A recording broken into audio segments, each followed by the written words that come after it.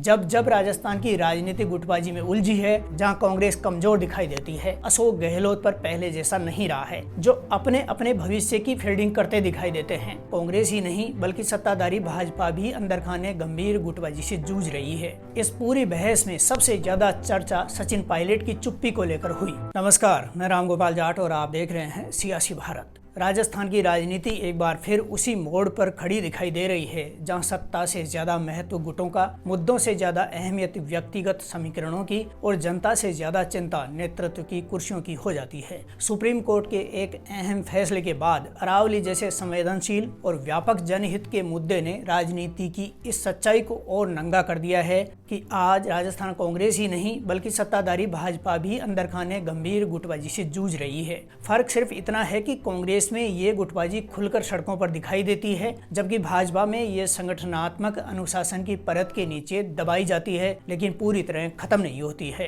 अरावली पर्वतमाला को लेकर कांग्रेस के भीतर जो तस्वीर उभरी वह बेहद विरोधाभासी रही। पूर्व मुख्यमंत्री अशोक गहलोत ने इस मुद्दे पर जिस तरह का रुख अपनाया, उसने पार्टी संगठन को असहज कर दिया। गहलोत ने खुद को पार्टी से अलग रखकर सोशल मीडिया पर अरावली बचाओ अभियान छेड़ दिया। उन्होंने संदेश देने की कोशिश करी कि पर्यावरण और जनहित की लड़ाई में वही कांग्रेस का असली चेहरा है और यहीं से टकराव शुरू हो गया। कांग्रेस प्रदेश अध्यक्ष गोविंद सिंह डोटासरा और नेता प्रतिपक्ष टीकाराम जूली ने पार्टी लाइन पर चलते हुए अलवर से अरावली बचाने के लिए अलग अभियान की शुरुआत कर दी। ये सवाल उठना स्वाभाविक था कि एक ही पार्टी, एक ही मुद्दा और दो अलग अलग राजनीतिक मंच आखिर किस कमजोरी की ओर इशारा कर रहे हैं। इस पूरी बहस में सबसे ज्यादा चर्चा सचिन पायलट की चुप्पी को लेकर हुई। अशोक गहलोत सरकार के खिलाफ युवाओं के बहाने मुख्यमंत्री की सीट पाने के लिए अनशन किया, धरना दिया और अजमेर से जयपुर की 5 दिनी यात्रा निकालकर 15 मई 2022 को आर पार के आंदोलन की हुंकार भरी, लेकिन उसके बाद आंदोलन की नीति से लगातार नेपथ्य में जा रहे हैं। पायलट से ये उम्मीद की जा रही थी कि वे कांग्रेस के राष्ट्रीय महासचिव होने के नाते सरकार के खिलाफ तीखा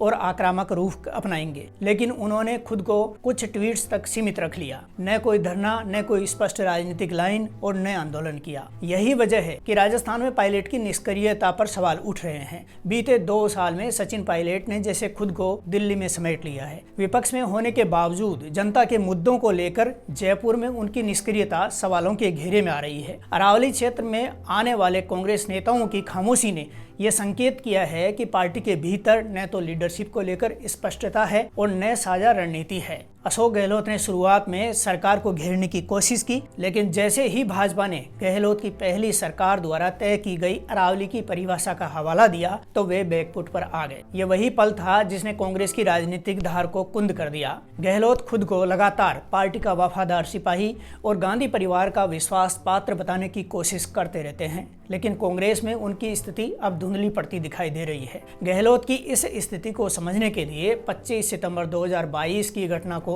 नजरअंदाज नहीं किया जा सकता है। उस दिन राजस्थान में गहलोत समर्थक विधायकों की बगावत ने पार्टी को राष्ट्रीय स्तर पर शर्मिंदगी में डाल दिया था। उसके बाद से ये साफ दिखाई देने लगा है कि गांधी परिवार का भरोसा अशोक गहलोत पर पहले जैसा नहीं रहा है। यही कारण है कि गहलोत लगातार अपने हर राजनीतिक कदम को गांधी परिवार से जोड़कर पेश करते हैं और सार्वजनिक जीवन में राहुल गांधी, सोनिया गांधी और प्रियंका गांधी वाड्रा का नाम लेकर अपनी निष्ठा साबित करने की कोशिश करते रहते हैं।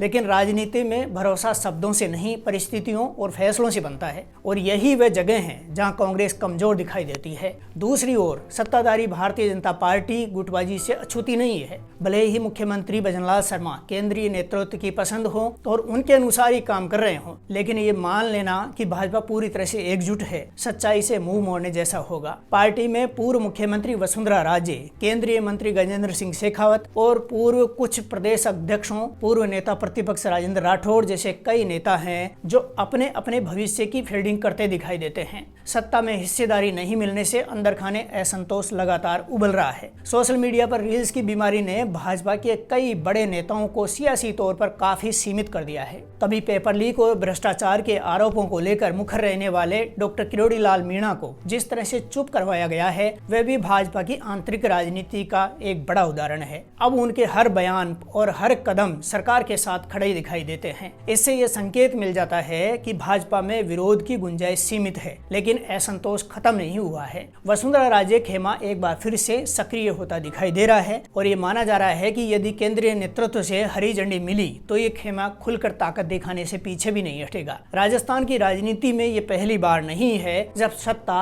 और विपक्ष दोनों गुटों में बटी हुई दिखाई दे रही है, लेकिन इस बार अंतर यह है कि मुद्दे बेहद गंभीर हैं। अरावली पर्वतमाला सिर्फ पर्यावरण का सवाल नहीं है, ये पानी, हवा, खेती और भविष्य की पीढ़ियों का सवाल है। ऐसे में जब कांग्रेस अपने ही नेताओं के बीच तालमेल नहीं बिठा पा रही है और भाजपा में सत्ता के भीतर ही असंतोष पनप रहा है, तो नुकसान अंततः जनता का ही होता है। जब राजस्थान की राजनीति गुटबाजी में उलझी है, तब बड़े फैसले या तो अधूरे रह गए हैं या फिर जन विरोधी साबित हुए हैं। 2022 की राजनीतिक उथल पुथल, 2023 के चुनावी समीकरण और 2025-26 में अरावली को लेकर उठे सवाल अब एक ही कहानी कहते हैं। राजनीति का केंद्र जनता से हटकर नेताओं की आपसी खींचतान बन चुका है। कांग्रेस में अशोक गहलोत, सचिन पायलट, गोविंद सिंह डोटासरा और संगठन के बीच की खाई लगातार चौड़ी होती जा रही है, जबकि भाजपा में सत्ता के आसपास रहने और बाहर रहने वालों के बीच अदृश्य संघर्ष जारी है। अंततः ये सवाल उठता है कि क्या राजस्थान की राजनीति कभी गुटों से ऊपर उठकर मुद्दों की राजनीति कर पाएगी। फिलहाल जो तस्वीर दिखाई दे रही है उसमें कांग्रेस अपनी आंतरिक कलह से जूझती नजर आ रही है और भाजपा अपनी एकजुटता के दावे के बावजूद अंदर खाने अस्थिर है। अरावली का मुद्दा इस बात का प्रतीक बन गया है कि जब राजनीति में दिशा